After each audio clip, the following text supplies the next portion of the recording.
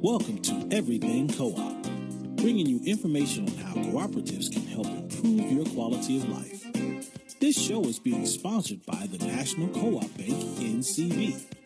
The NCB is dedicated to strengthening communities nationwide for the delivery of banking and financial services for the nation's cooperatives, their members, and other socially responsible organizations.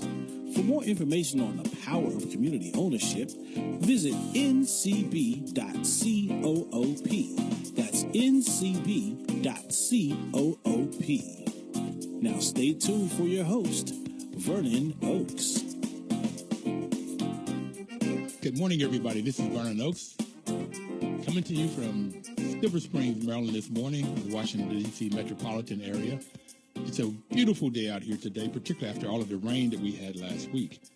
This morning, we have Mr. David Thompson on the line from Southern California. Good morning, David.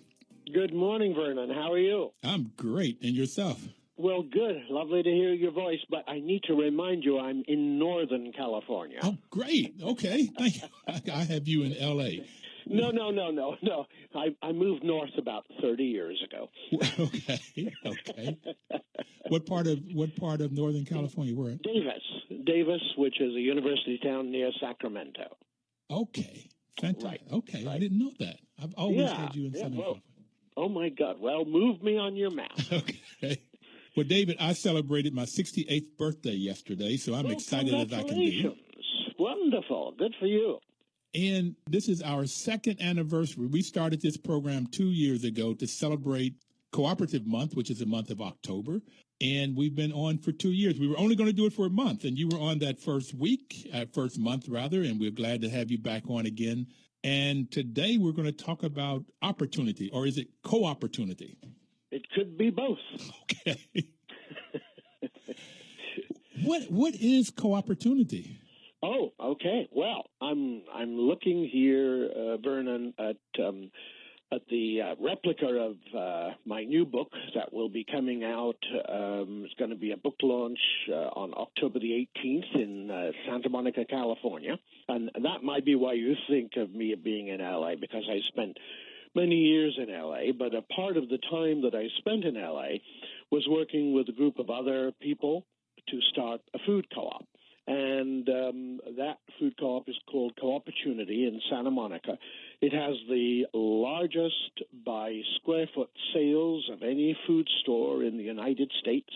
It has 11,000 members, and it does $25 million a year in a very small sort of 8,000 square foot store because Santa Monica is very much an urban environment. But we began it with a dream, and today it is a retail phenomena that, I'm extremely proud to have been part of birthing it. 40 years, I understand. Yes, it is. Yep. Well, David, this is really appropriate. I really like the book that you are writing about the cooperative. How do you say that? The cooperative? Yeah, the role of cooperatives in the civil rights movement. Okay. Right. The role of cooperatives in the civil rights movement, and you've taught me more about history than I've learned ever, because I'm interested in the civil rights movement, one, because I lived it, and number two, it's about African Americans, and too often, at least in my age, there was not much in the history books about African Americans, and it still isn't. This whole history, I'm glad you and Jessica Gordon Nimrod is bringing that out about this whole history. Right. Well, it's for me, it's an exciting effort to go looking at all of the different things that have gone on. And the way I look at the civil rights movement, I look at it in terms of cooperatives as beginning in the 1840s with the efforts of Frederick Douglass, who was very, very impacted by cooperatives, both in the United Kingdom and the United States, and played a very, very special role for many cooperators in his efforts when he lived in England for 2 years. And as we talked about on the first show, he was in Rochdale, which is where the modern cooperative movement began. Douglass was in Rochdale in 1845, 46, 47, during the same period in which the Rochdale pioneers were getting started. So I'm always excited to think about Frederick Douglass's feet walking down Toad Lane, which is likely what had happened. And Toad Lane is in Rochdale. Yes, right. And you right. said that you either have the building that he lived in or the building that he studied in? What I've located, Vernon, and it's pretty exciting. I mean, it's exciting for me. Is the very right and the very building in Manchester where Frederick Douglass was staying when he got the news that through the efforts of British Quakers led by John Bright, who was a very key figure in Rochdale and a big supporter of cooperatives, John Bright had come up with 1/3 of the money needed to buy the freedom of Frederick Douglass. And so sometime in December of 1846, there was Frederick Douglass sitting in that building in Manchester. The post came, and in that post was the news that he, as of December the 5th, had become a free man. And he was now able to return to the United States without, the fear of being taken back by his masters, because he was a slave when he came to England. But on the night that he left Rochdale to sail to the United States as a guest of John Bright, he was, for the first time in his life, a free man. How did he get the other 2/3? How did he get that? Well, that came from other Quakers. There were two sisters, the Richardson sisters, who were Quakers, and they lived in Newcastle on Tyne, which is a busy seaport on the northeast coast. They had gone to school with John Bright at a Quaker school, so they were very, very familiar. And they decided that they would raise the money, which in those days was £150 or $750, and lots of people have different views as to how much that would mean today, But they had sent out a letter to a number of other Quakers. John Bright had immediately written back because he was already familiar with Frederick Douglass, and Frederick had stayed at his house. Wrote back, and he put up the first 50 of the 150 that was required. And as soon as he got that, the Richardson sisters says, Frederick Douglass is undoubtedly soon going to be a free man. So he gave £50, which is like $250 in 1846. Can you give me some idea? I would like to know, and maybe the listeners too, what would that look like in today's dollars? What? Well, I've been working with a couple of economists to try to sort of figure out what is the most appropriate way of looking at it. And there's different definitions, but the definitions generally come between let us say $20,000 to $30,000 in today's world. Well, for math purposes, I'm going to use the 30 because 1/3 of 30 is 10,000. That's easy to figure out. Right. And so it would be like John Bright. I started to say John Brown. John Bright. Yeah. Put up like $10,000, and then the Richardson sisters helped to raise the other $20,000 in today's dollars, $750 in 1846, or 150 pounds, UK pounds. Right. So it's a bunch of money. It is. Yeah, no, it was a lot of money. And there are different ways that you could sort of do the math. I think one of the ways would be to look at what people earned per week in those days, and therefore how much time would it take for a normal person to save that kind of money. And I think for a working person, it would have been impossible. But for John Bright was a very rich, in those days, mill owner who had been very successful, and they had the third biggest mill in Rochdale. So he could do that, but most normal people couldn't. So Frederick Douglass, this is why I get so excited, was here in Maryland, and I'm sitting in Silver Springs, Maryland right now. He was in Maryland a slave. Yes, he was. Somehow he got to the UK, as a He slave. did. Right. So I assume he ran away. I'm sure his master didn't agree that he could go to the UK. I wouldn't think. Right. Yeah, he ran away to first to Baltimore, and then quickly got himself to New York. And in New York, he was under the help of a guy called David Ruggles, a very famous member of the Underground Railroad. And Ruggles got him to Massachusetts, as far away from Baltimore as they could.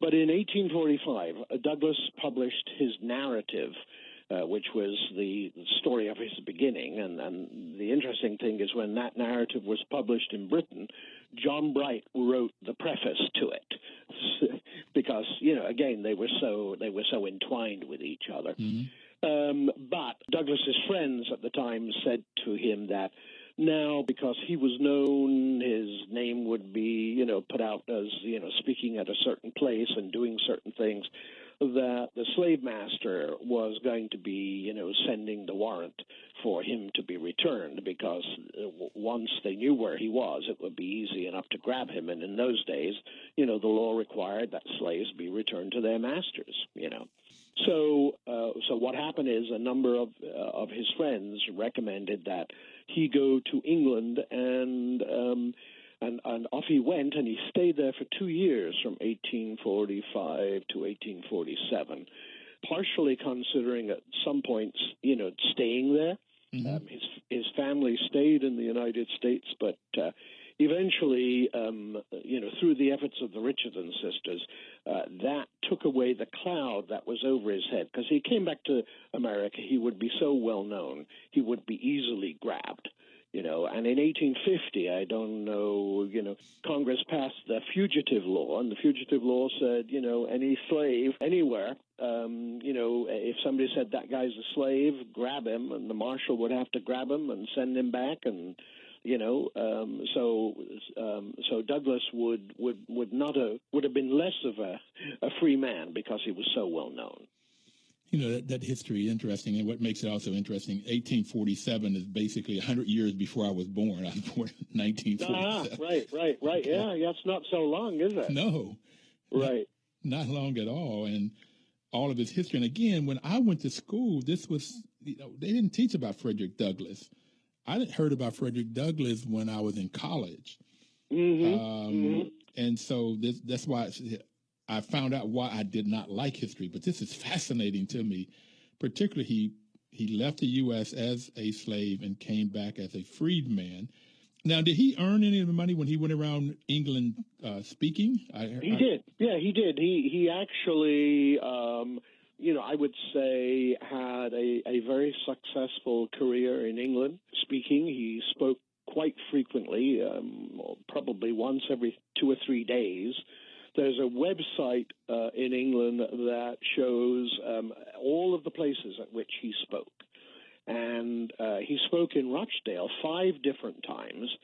And then he spoke at a little town in Scotland which had a very small cooperative society, but many of the members of that society also sponsored the visit of Frederick Douglass to their community. We have to take our first break, David. Yeah. I almost slipped it because I'm so excited about what you're talking about. Okay, we'll get to news and the weather and the traffic, and then we'll be right back to talk hear more from David Thompson on cooperativity and the history of the civil rights movement and cooperatives. We'll be right back. 1450 WOL. Welcome back, everybody. This is Vernon Oakes. We're talking about cooperatives. The show is Everything Cooperative, and we have David Thompson on the line with us from Northern California. We're talking about a food co-op in Southern California, and it's called Cooperative. And we're also talking about the book that he's writing about the influence that cooperatives have, or the role that cooperatives have in the civil rights movement. And I say have because I think it still does. It has a wonderful, wonderful history, and it still has a huge influence on what goes on in the U.S. This show has been brought to you by the National Cooperative Bank, and the National Cooperative Bank's goal for having this show is to get more people the knowledge about co-ops, so perhaps we could form more. Because co-ops, David, I've come to learn, they're formed when there's a community need. When there's a community problem, you form a cooperative to help solve that problem. And we have a lot of problems in different communities here in the U.S., and we'd love for people to come together, 3, 4, 5, 10 people come together to form a co-op and solve that particular problem. David, I want to go to the food co-op. And I want to know more about this history. So it's a long way away from you, though. But you know, that I had on the show last week a gentleman that works for National Co-op Bank, John Hoslaw. Oh, yes, I know John. Okay. Yeah, wonderful guy. And he was talking about a food co-op in Greensboro, North Carolina. I'm pretty sure it was Greensboro. Yeah, right. There's a new one starting. Renaissance is what it's called. Right, yep. And the book that you're coming out, I was thinking, I'm sure they would love to have that because they've got the land, they've got some money, they've got, I can't remember if it was 1,000 people or 10,000 people they had signed up. I think it was 1,000 members they've had signed up. But to understand this history of this other food co-op and how they do it, I'm sure would helpful because they're in the training, learning process, which is the fifth principle, education, information. Right. And, you know, the interesting thing is I started to write this book about 40 years ago, and I wrote little bits and pieces and kept all of the stuff that I had. But because it was the 40th anniversary, I wanted to, you know, in essence, make a gift back to the community, to the cooperative that I helped start.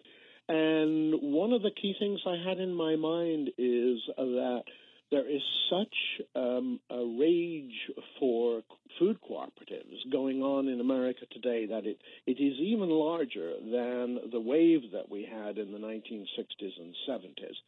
And I wanted to write this book in a way that people starting those co-ops today who sit around in the same garages on upturned milk cartons just like we did and wonder if it's ever going to happen or why am I spending this kind of time. And I wrote the book with very much the intent being that if those people read this book, they would then be comforted by the fact that they're not alone. The idea is a good one. It's not stupid. It's not a dream. It can become a reality. Here's what happens. Here's what you have to go through.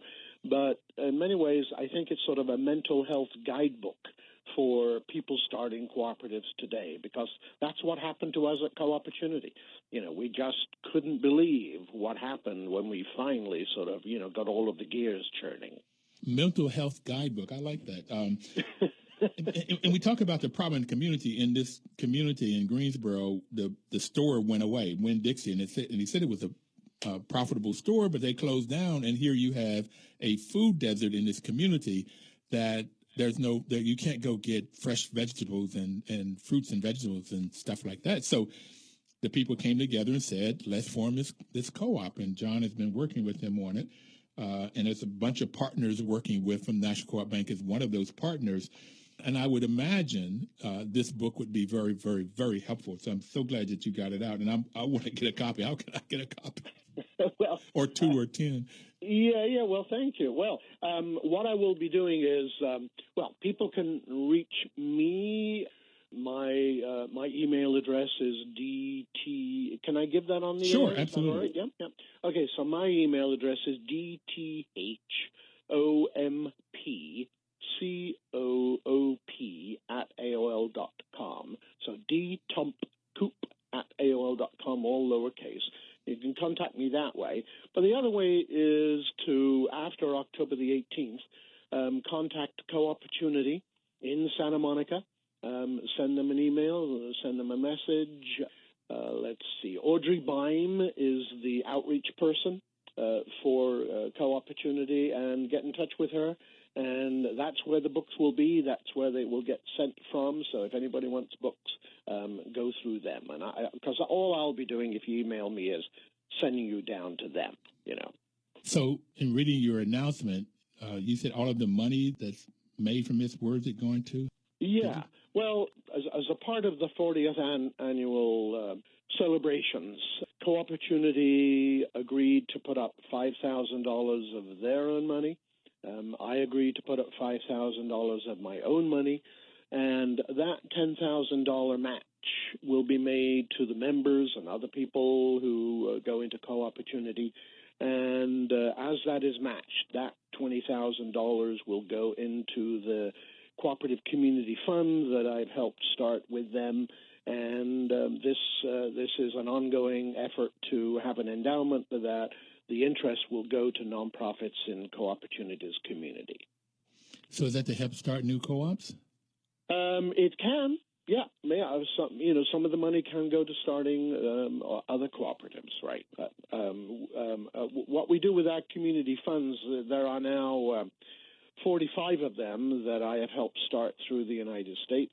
A quarter of the money goes to cooperatives, a quarter goes to food and other issues, a quarter goes to social service organizations, and a quarter goes to environmental organizations. David, you totally impressed me. I'm wowed. Oh, okay. You said there are 45 of these funds that you've helped to start throughout the U.S. Right. Yeah. Mm-hmm. And to make it sound so easy, how can one find out where these funds are if they are an environmental company or a social responsible company, or they want to start a co-op? And I forgot what the fourth one was. Right. Environment. What these are, Vernon, is that we come up with, that's the Twin Pines Cooperative Foundation, of which I am president. We come up with a $5,000 match for any food co-op to help create a cooperative community fund. Your wonderful sponsor, the National Cooperative Bank, provides us with a number of those 5,000 matches on an annual basis, and we're very grateful to Chuck Snyder and the bank for doing that. But we get them started, so they start with $10,000, and we help them through different programs to build their funds. The largest fund we have now is the Hanover Community Cooperative Fund, which is at around about $400,000 after 20 years.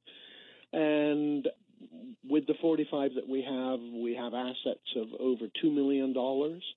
And all of that money is invested in cooperative development organizations. So Twin Pines is the largest single co-op investor in the Cooperative Fund of New England, the New Hampshire Community Loan Fund, on and on and on.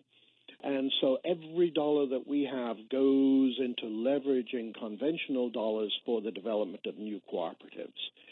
So those organizations are the ones that people need to go to if they're starting a cooperative. We ourselves don't lend to anybody, but we are the major investor in all of these cooperative development funds around the country. David, I met with a group in Baltimore. Uh-huh. And they want to start a food co-op and potentially change a public housing into a cooperative housing where people that live there own it. You understand that, but I would make sure other people do that. You could turn public housing into where the residents would become owners. And we were trying to get them information about how they could get startup monies to help do both of these ventures. They're in a food desert also. Mm-hmm. And so I would love to see, and maybe you can direct me, and so I can direct others to this list of these 45 funds. Okay. Right. Yeah, well, the 45 funds themselves don't lend to anybody. Okay. But they give to nonprofits in their communities. That's what they do. If you're looking for people who you want to lend, larger sums of money to, then on the East Coast, you need to approach the New England Cooperative Loan Fund, North Country Cooperative Fund out of Minneapolis, ICA Leaf Fund out of Massachusetts. Those are the groups that are doing the lending to support the development of new cooperatives, and they all have fairly large amounts of capital available to do that. It's amazing how our conversation just leads into all kinds of different things now. We've gone from co-opportunity to the civil rights movement to money and funds and so forth. And we have to take our second break. For everybody out there, if you want a question of David or myself, you can call in at 1-800-450-7876. Don't touch that dial. We'll be right back.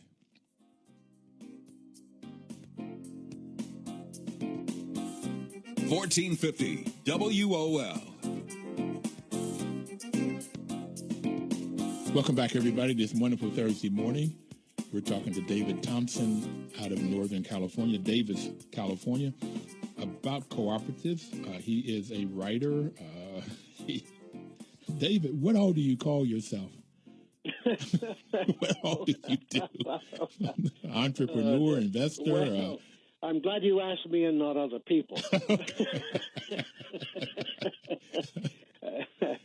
Well, that's a good question.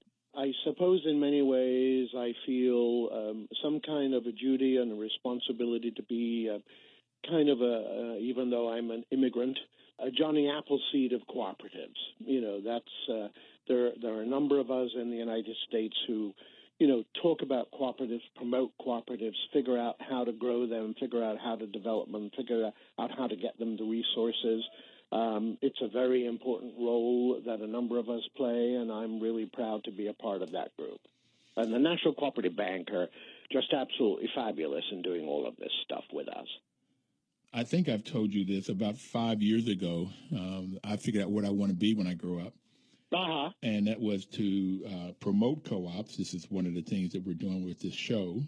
Develop co-ops. And at first it was just housing co-ops. And the more I've learned in these 2 years that we've been on, I've increased that to developing any and all kinds. And maybe I'll just put down beside me a Johnny Appleseed of cooperatives too.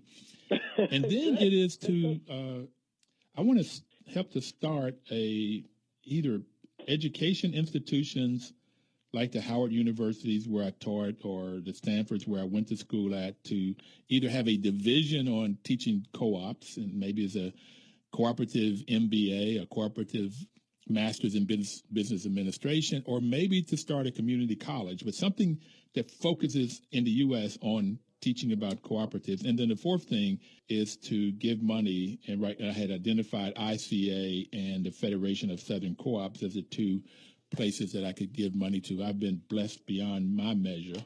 So it's like, that's one of the things. So maybe now we can be brothers in this Johnny Appleseed of cooperatives. So I'd like to talk a little bit about that. You say you're an immigrant. What do you mean by that? I think I know what you mean, but I want other people to know what you mean. Right. Well, I grew up in England and emigrated to the United States in the 1980s. Or was it? No, it was the 60s. Sorry. Okay. 1962. And actually, this is slightly off topic, but I raise it because, you know, there's so much talk about immigrants these days, and so much of it is not very, very appealing. It's quite negative too often, too much, yeah. Right, and you know, I'm always so funny to be amongst groups of people who then start going on about immigrants and how terrible immigrants are, and I'd have to say, hey, do you mind? I'm one of them too. You know? Mm-hmm. So anyhow, I sort of raise it because I'm a little bit more sensitive about it these days because of the abuse that a lot of people are making of immigrants. I know I've contributed far more to the United States than I've gotten from it, and I was damn glad to do that, and I'm very glad to return all of the favors that came along. But you know, my gardener is an immigrant, you know, and the post guy delivering the mail is an immigrant. You know, there's a lot of hardworking people. So I know it's off topic, but you know, immigrants, you know, we're a good group of people. Well, I got to say to you, reason I dislike a lot of the negative conversation about immigrants is because if you look at America's history, all of us are, okay. When you look at our ancestry, we most all immigrated, and when I have traveled the world, most people want to come here because of our education system and our opportunity that you can change class from poor to middle class, and maybe from middle class to rich. Right. In America, where in other countries it's much harder to do, in some cases perhaps even impossible.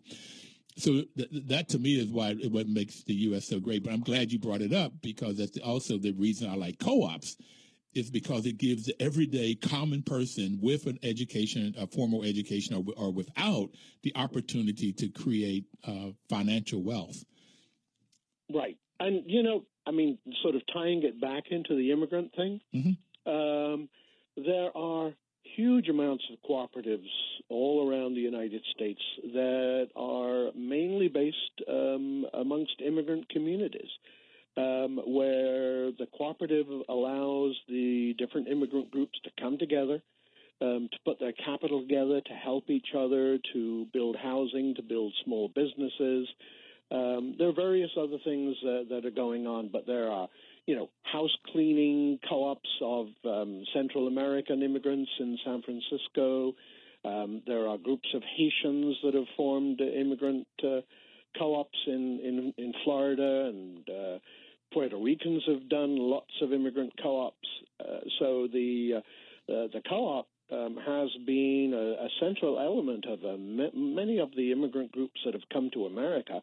And some of the great co-ops that we have, came out of, the Scandinavian immigrants, the Finnish, the Swedish, the Norwegians, Germans, and others, who came to the Midwest and started farming together and, knew as a single farmer they couldn't make it, but if they had a co-op, they would be able to have a stronger and better life, a better economic life. And so as a result, we have things like Land of Lakes that, emerge from that era. It's amazing how whatever topic you want to bring up, it goes back into how working together as a group of people, pooling our skill sets, our talents, our limited resources most often, if you're talking about people that have no means. So if you pool this together, and the co-ops is a model that would allow that, and there's some education that goes along with this co-op thing, so that people can really, really come together and have a successful business, and that the people in the community then rise. Everybody, that when the tide rises, everybody in the boat rises. So again, that's why I love this co-op model and want to be a Johnny Appleseed of cooperative. Right. Okay. Well, I'll just one of the stories I'll just quickly throw in because I just love it. In Bangladesh about 20 years ago, cell phones began to emerge, but no individual could afford a cell phone, who lived in a little village in Bangladesh that was, sort of a foot underwater.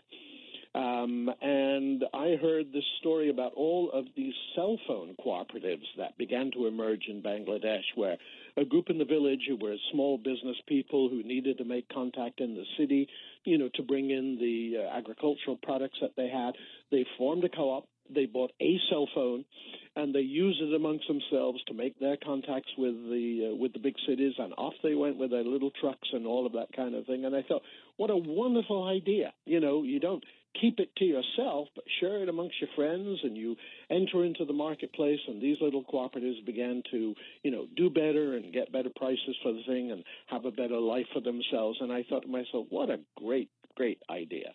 It's a fascinating, too, because right now in the U.S., it seems like everybody has a cell phone, no matter how much income they have or don't have. And their kids and their grandkids have cell phones. But to think that people could not afford a cell phone in a village, and then they came together to solve that problem. Yeah. No, it's a great story. And there's one about Rochdale where groups of 7 men, it would always be men in those days, but they would form little cooperatives to buy a watch, the hanging watch that people had, and each of the members had that watch one day a week. And for one day a week, they acted like, they knew the time, they knew everything, and, they were very proud of being part of this watch cooperative. I guess you couldn't have any more than 7 since you only have 7 days in a week. That's right. I guess if you had 30, maybe you could do it one day a month. Okay. Yeah, those co-ops, it didn't work. If you only got it once a month, it just wasn't worth joining, Anyhow, your show is great, Vernon, and I thank you so much for pursuing it and contributing your time and effort. It makes a lot of difference to people, and, you've given voice to people like myself and others, through giving us time on your show. So I just want to, before the show ends, I want to thank you so very, very much for what you have done. Thank you, David. I appreciate that. One of the things I've learned, I went to get the MBA at Stanford to make money. I mean, that was to learn how to make money. And then somewhere 10, 20 years later, I got that the more I tried to make more money, it seemed like the more I pushed it away. And so I just started saying, okay, do whatever you think is the right thing to do. If you think it's the right thing to do, then do it, and that'll be your criteria. And coming out of that, it's just like, it was amazing that money would show up when you just did the right thing. And the other part of it is, like, doing this show, I have learned so much more than I've maybe other people out there too, and giving, like you say, giving people a voice. But it's amazing how it's gotten me into different places. It's gotten me to learn so much more. Study the Pope. We're trying to get him on the show. Okay. Well, good. Okay. So there's no way I would have been reaching out to the Pope, except that he likes co-op. He does. Yeah, he does. He loves them. And so I've reached out to President Obama and First Lady Michelle Obama about being on it. I saw her she was in California at a opening of a food co-op. I saw her picture, and I saw Hillary's picture somewhere when she was Secretary of State, that she was in some country and they were opening up a co-op, and I saw her picture. In Indonesia. She helped open up a new coffee cooperative. It's amazing what you know. Okay, I couldn't remember the picture. So I reached out to her, and I heard that Jeb Bush, trying to be politically sensitive here, went to an Italian prison that had a co-op in it. And so I wanted to reach out to him. I haven't yet, but reach out to him to see if he would talk about his experience in that Italian prison. But it's also, I went to Maryland to talk to people in the prison system to see if we could get some co-ops in their prison. Didn't get a favorable response, unfortunately, but that's not going to stop us.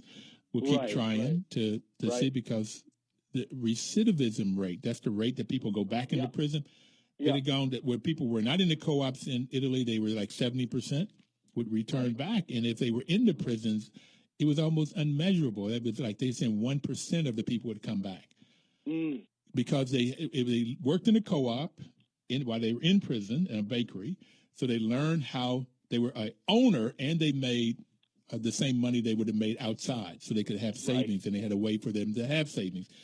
So when they went out, they had a job. That's the hardest thing for them to get. Not only did they have a job, they were a part of an owner. Okay. Right. Yeah. No, it's that program in Italy has worked extremely well. And they've also used it quite a lot with drug rehab centers, too. So they have created many cooperatives in drug rehab centers and help people, get themselves back into the mainstream of life. David Thompson, if you want to reach out to him for his book on cooperatunity. Yeah. Okay.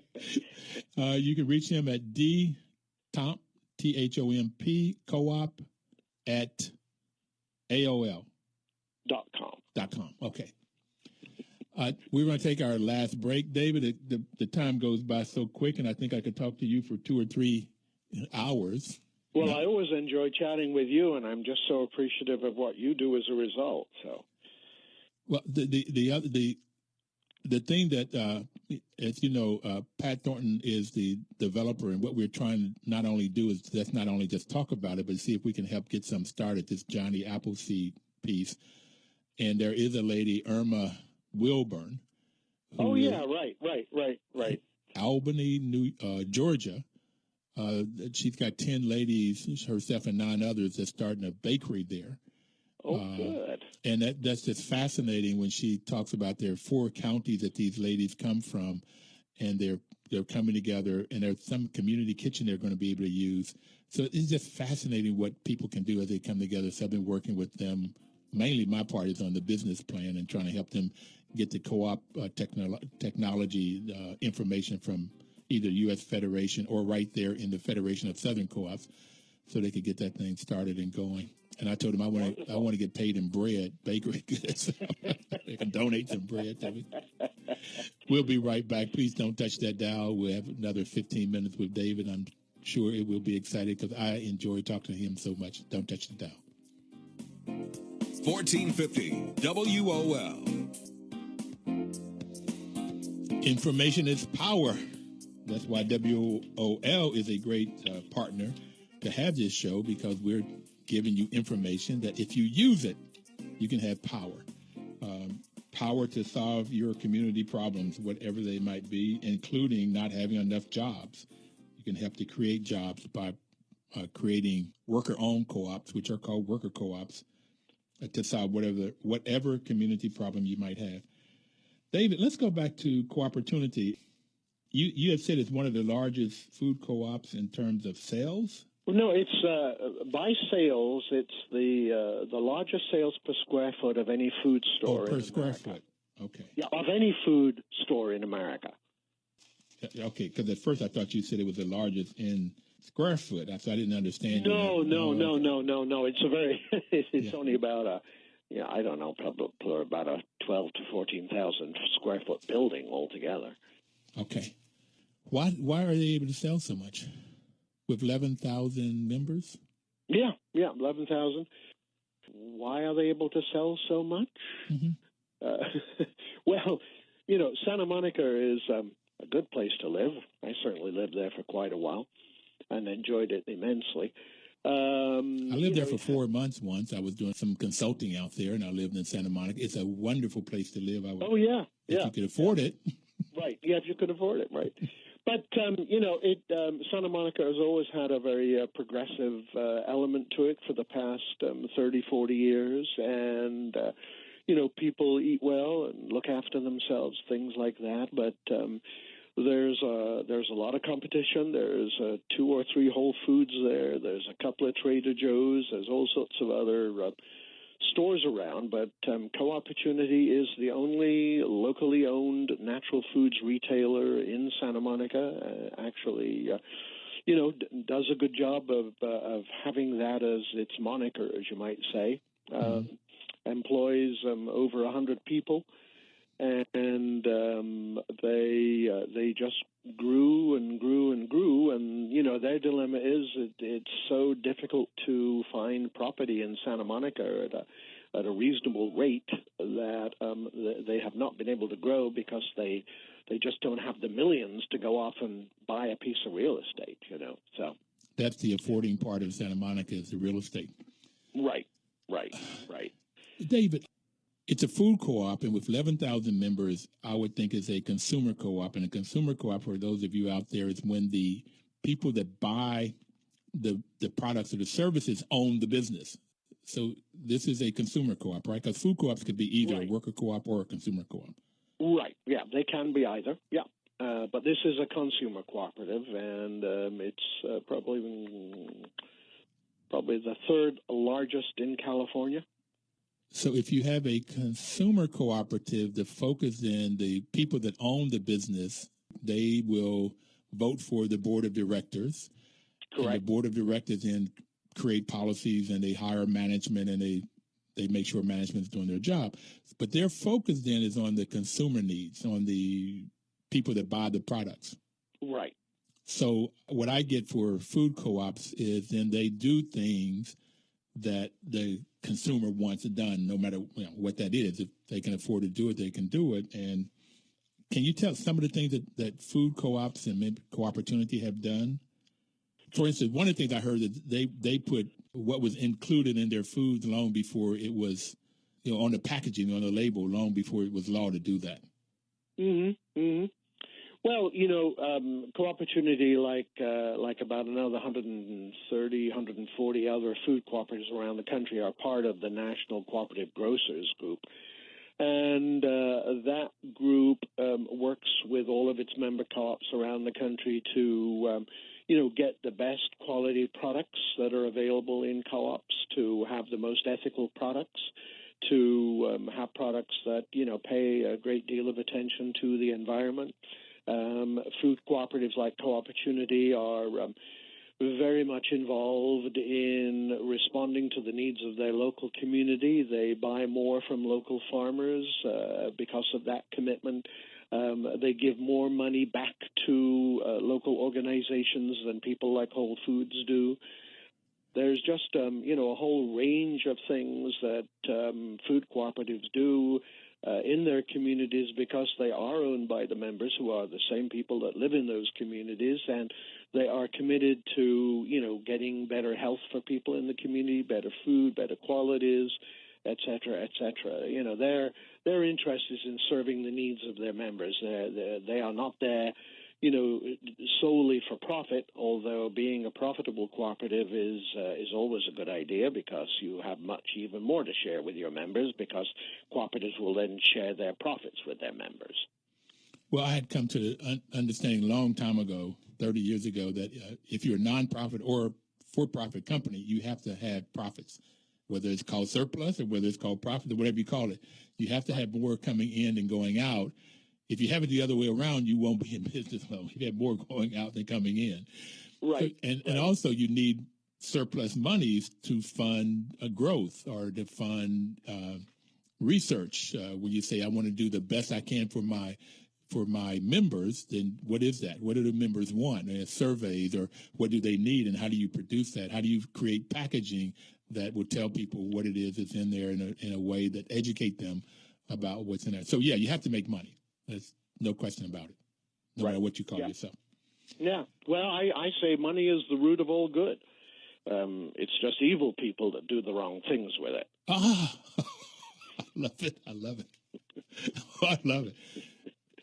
So money is the root of all good. It's the evil people that do bad things with it or to get it. Right. With it.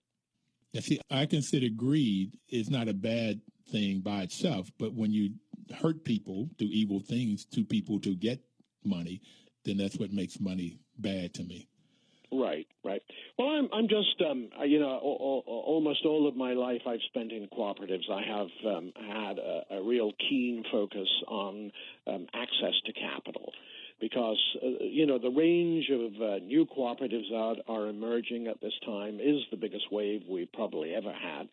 But one of the biggest drawbacks to those cooperatives actually getting into business or getting into business on a timely manner is always capital. That is the one thing that is such a laggard to us who are developing cooperatives. So we've got to pay much more attention to capital. It is our best friend. It is what we need. We do have it in the pockets of our members, and the co-op needs it to do its growth and to open up and to develop. So there's always been an element in the co-op world that dislikes capital and thinks that it's terrible and you shouldn't use it and all of that kind of thing. But I feel completely the opposite. It's like it's a tool. Having it makes our cooperatives stronger and better and more effective and more able to serve people. So let's get over the capital problem and let's get some in our co-ops and do the things we want to do. Well, I totally agree with you. Leland Stanford, who started Stanford University, was a senator, and he created laws for worker cooperatives. They didn't pass the Senate. But it was interesting that he had made his money as a railroad baron, but he was against capitalism now, and he wanted to get rid of capitalism for cooperativism, from what I've read. And I was against that, too. You need capital, and you need labor and capital. You need both of them, and if you can get them to work harmoniously together, then that would be the best of all worlds. If people and with money, you need both. David, I want to change the subject a minute here on education. I was at a function in my hometown in Bluefield, and the person that spoke is a famous artist, and unfortunately I don't remember her name right now, but she said she was dyslexic. And I was amazed to find out how much formal education you have. You mind telling us how much formal education you have? Well, I had a bit of a different journey, which is I actually left home and school in England when I was 15, and I ran away to London and got a job in a hotel and lived in a hostel. So that was how life began for me, and it wasn't until I was in the United States, I was about 27, that I saw that in the United States an education is a very critical part of, success or not success, and whether people will listen to you and all of that. So I went back to junior college and then got my AA degree and applied to UCLA, and then I wasn't allowed into UCLA because I didn't have a high school degree. So I had to go back and get a high school degree at 29 years of age. And then I got into UCLA, but I ended up with a BA in sociology and an MA in architecture and urban planning. So I just wanted to tell people out there that it doesn't make any difference what the problem is or how old you are. You can always go get that education. And what I like about co-ops, even if you don't have a formal education, you can get the knowledge you need by working together. And this is what I see cooperators do. Education is critical. And you found it out and went back as an old man. Yes, I did indeed. We're up out of time, Dave. I'm sorry. I would like to talk. Let's do it next year. Okay, we're on for it. Thank you so much for being on, David, and I'm glad that we have a chance to talk. I do want to maybe come out to talk to you, or we'll see how we can do it. But thanks so very much, and we'll be back with everybody for next Thursday. Right, and I thank you, Vernon, and thank Pat also. Okay. Bless you for the work you do. Thanks, sir. All right, mate. Bye. Bye now. 1450 WOL.